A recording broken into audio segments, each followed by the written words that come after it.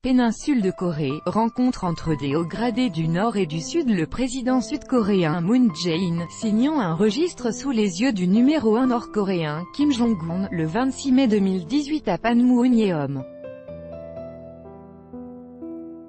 The Presidential Blue House Hangout via Reuters. Ce jeudi 14 juin 2018 ont lieu des pourparlers entre des responsables militaires des deux Corées. C'est la première rencontre de ce type depuis décembre 2007, rappelle l'agence de presse Yonhap. Les hauts gradés discutent des moyens concrets pour réduire les tensions militaires, c'est-à-dire appliquer les mesures prévues dans la déclaration signée par les deux dirigeants Kim Jong-un et Moon Jae-in en avril. Le texte prévoit d'éliminer, en pratique, les risques de guerre.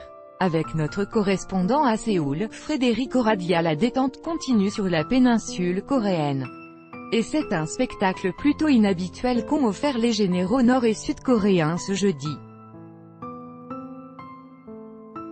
Tout sourire, échangeant des plaisanteries, les deux délégations militaires se sont rencontrées à Panmunjeom, le seul point de contact sur la frontière intercoréenne.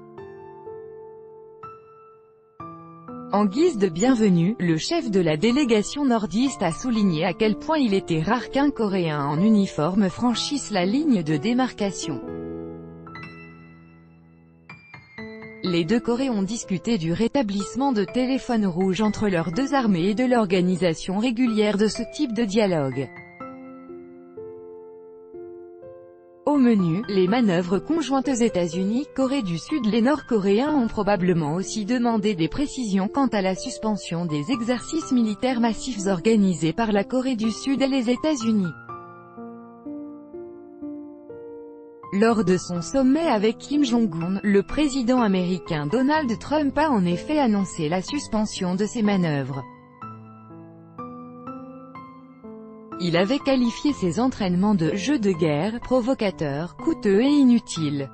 Mais l'annonce a pris par surprise Séoul, qui n'avait pas été prévenu. La Corée du Sud s'y montre cependant favorable. Elle a par la suite déclaré que cette trêve militaire était nécessaire tant que le dialogue avec le Nord continuait. À relire, Séoul salue le « courage » et la « détermination » de Kim et Trump.